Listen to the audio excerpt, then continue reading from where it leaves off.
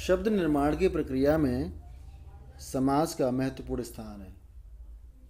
जिस प्रकार उपसर्ग और प्रत्यय से नए शब्दों का निर्माण होता है, उसी तरह से समास के माध्यम से भी नवीन शब्दों का निर्माण होता है। तो सबसे पहले हम ये जान लें कि समास शब्द का क्या अर्थ है। समास शब्द दो शब्दों से मिलकर बना है, सम तथा आस। सम का अर्थ है पास और आस का अर्थ है रखना, अर्थात समास का अर्थ हुआ पास रखना। समास के अंदर शब्दों को पास पास रखा जाता है। समास की परिभाषा की हम बात करेंगे तो वह हो सकती है कि दो या दो से अधिक शब्दों से मिलकर बने हुए नवीन एवं सार्थक शब्द को समास कहते हैं। दो या दो से अधिक शब्द का मेल होता है और उससे नए शब्द बनते हैं, नए शब्द का निर्माण होता है।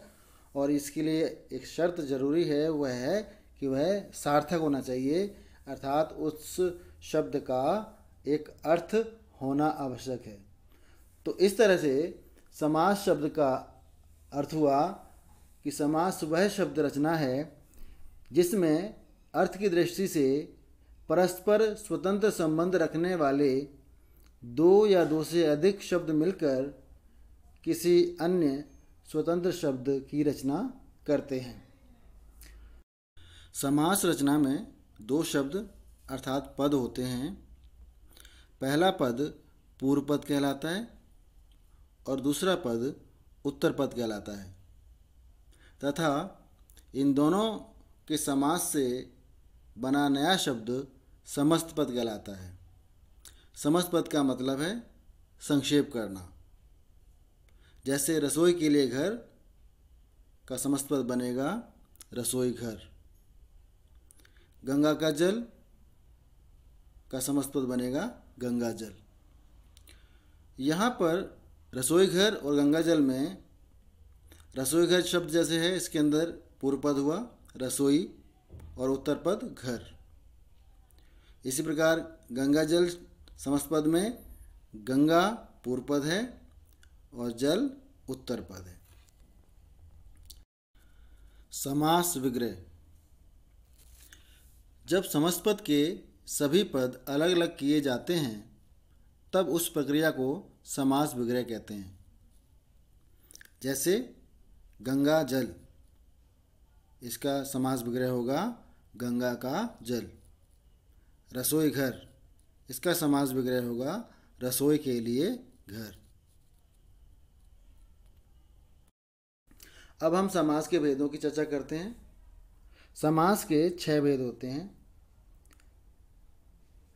पहला भेद है अव्ययभाव समास, दूसरा है द्वंद्व समास, तीसरा द्विगु समास, चौथा तत्पुरुष समास, पांचवा कर्मधारय समास और छठा है बहुब्रीहि समास।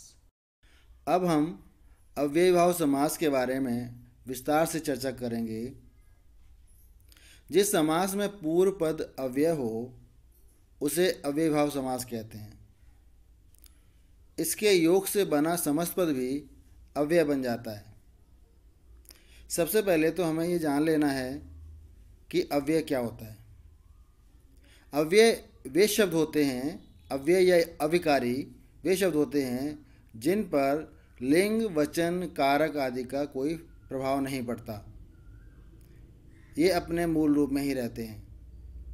जो क्रिया विशेषण होते हैं, संबंध बोधक होते हैं, समुच्चय बोधक होते हैं, विस्मयादि बोधक होते हैं, निपात, ये अविकारी शब्द कहलाते हैं। ठीक है। तो जो पूर्व पद होता है अव्यय कहलाता है। पूर्व पद अव्यय होता है। यहाँ पर कुछ उदाहरण दिए गए हैं जिन पर चर्चा मैंने पहले भी की थी। प्रतिदिन, हर दिन विग्रह करेंगे इसका तो हर दिन होगा। यहाँ पर प्रति शब्द अव्यय है।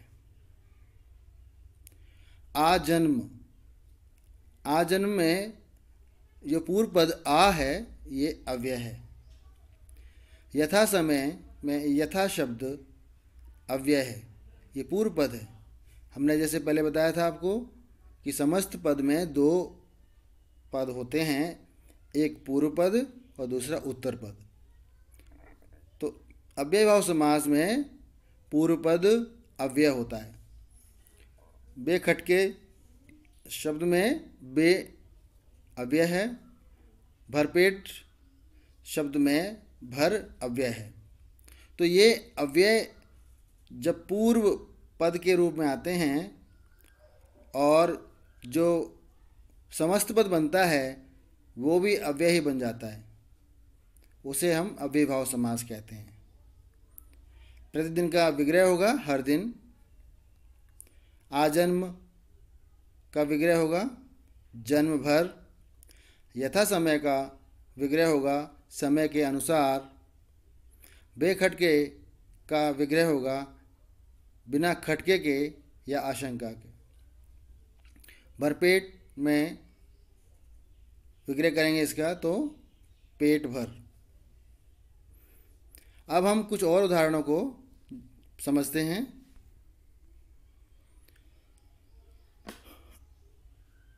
आजीवन, जैसा कि हमने पहले बताया, आ एक अव्यय है और इसका विग्रह करेंगे तो जीवन पर्यंत या जीवन तक। भरपूर में भर शब्द अव्यय है, जिसका विग्रह करने के बाद हुआ भरपूर का पूरा भरा हुआ। यथा नियम, यथा अव्यय है यहाँ पर, और यथा नियम समस्त पद का जब विग्रह करेंगे तो होगा नियम के अनुसार। प्रतिवर्ष शब्द में प्रति अव्यय लगा हुआ है और इसका विग्रह होगा हर वर्ष या वर्ष वर्ष।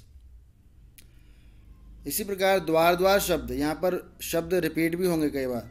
कुछ शब्द ऐसे होते हैं जिसमें जो रिपीट होते हैं, द्वार द्वार, रातों रात, घर घर, ऐसे शब्द भी अव्यय कहलाते हैं। अव्यय भाव समास के अंतर्गत इनको लिया जाता है। द्वार द्वार का विग्रह करेंगे तो हर एक द्वार। यथाशीघ्र, जितना शीघ्र हो सके। साफ साफ, बिल्कुल स्पष्ट। यथाक्रम, क्रम के अनुसार। बेखबर, बिना खबर के। और जैसा कि मैंने बताया कि कई शब्द ऐसे होते हैं समस्त पद के, घर घर, रातों रात, साफ साफ, द्वार द्वार, इस तरह के शब्द भी अव्यय भाव समास में शामिल किए जाते हैं।